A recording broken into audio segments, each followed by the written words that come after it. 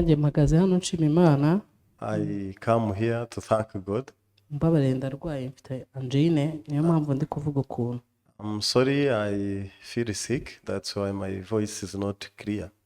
Ndashima Imana kubw'uyu mwaka ushize. So I thank God for the last year. Hano mu itorero twigishwa ko ubuhamya bw'agaciro cyane ari ubuhamya bwo kwakira agakiza, ariko igitangaje ni uko iyo umaze kwakira agakiza Imana igenda iguha ubuhamya bwinshi kandi bukomeye. So in the church we are taught that the greatest thing is the salvation we received from God. Rimwe na rimwe rero twisanga ubwo buhamya tutabuha agaciro, ugasanga nyine umuntu ari aho ngaho abaho imirimo y'Imana ntuyiha agaciro ku buryo wayibwira n'abandi kuko ntago wamenye ibizakomeza abantu ibyo ari byo. But continuously God blesses us, but we keep the testimony without knowing what can benefit people. Maze kwakira agakiza, nakira agakiza mfite indwara ikomeye, indwara idakira yitwa intracranial pressure cyangwa se hypertension intracranienne. So after I received the salvation, I had a very bad disease. Nari narivuje bigeze ku rugero abaganga bambwira ko nta kindi kintu bamfasha kuko n'ubundi kwari ugufasha gukiza ibyuririzi, ariko indwara ubwayo ntiyari bukire. So I used to receive the treatment by the doctors who was just helping me for some effects of the disease itself. Twamenyereye ko abantu bakizwa kubera ko babarambitseho ibiganza, kubera yuko babasengeye cyane, cyangwa kubera wenda izindi mbaraga ziba zakoreshejwe, cyane cyane imbaraga zizana amarangamutima umuntu akumva ko ari bwakize cyangwa akaba ari gukira, ariko iyi ndwara narayikize. We used to think that we can be healed by the prayer whereby the hands are on our head and where we are emotionally receiving prayers, but finally this disease has gone.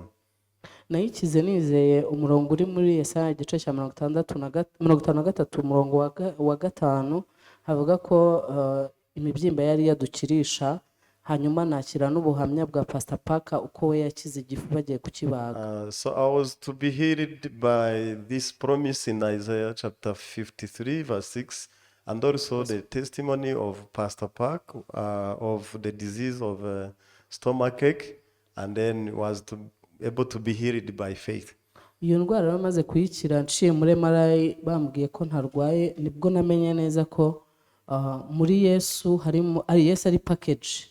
So I went for checkup in MRI, and the result was that I do no longer have this disease, and I was able to believe that Jesus is the package of many things. Uyu mwaka rero hari ibintu nari narashyize ku murongo umwaka utangira, ngomba gusengera Imana ikangirira neza, nkumva nyine Imana igomba kumpa ubuhamya kuri ibyo bintu. Ni ibintu bigera kuri 6, ntabwo ndi bubivugeho byose, ariko ndashima Imana ko byose byarangiye, umwaka warangiye byose byaragenze uko nari nabisabye. So in the beginning of last year, I had a prayer request of the list of 6 things, and I will not mention everything, but the year ended after God answered my prayers. Muri ibyo bintu harimo ikintu wenda abantu batazi ko umuntu yagishimira Imana kuba yakibonye, harimo permis de conduire, kubera ko murabizi ko abantu benshi bakora inshuro magana ibyatsi,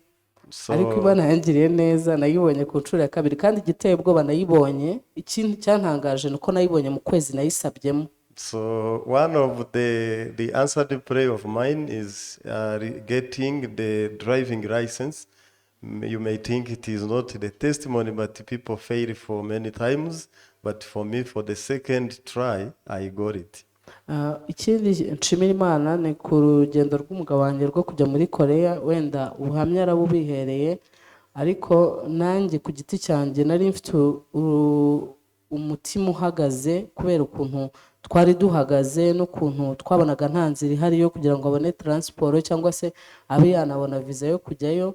Ariko ndashima Imana ko urwo rugendo uyu mwaka narwo rwari mu bintu dusengera kuva umwaka ushize, Imana ikaba yaremeye ko biba uno mwaka. The other thing is the trip or the flight of my husband to South Korea.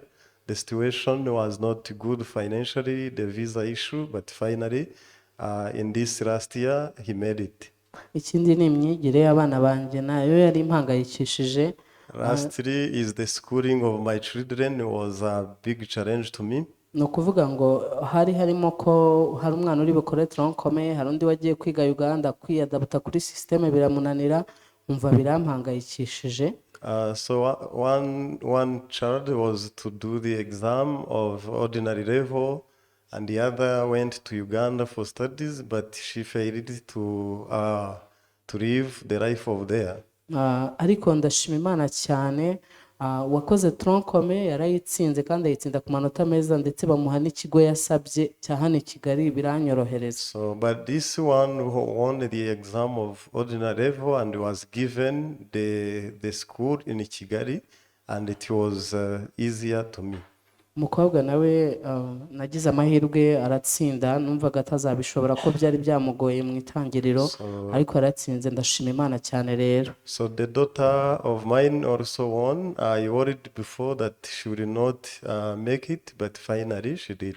Ibi rero mbishimira Imana ko hari ijambo yavugiye muri Bibiliya rivuga ngo ngo ndarabarahiye ko ntazabura kubagirira ibyo mwavugiye mu matwi yanjye, bintaha kuba nakwirinda kuba mvuga ibintu biri negative. So this makes me to remember the verse in the Bible which says God will accomplish what we speak in his ears. That's why I do not confess the negative things.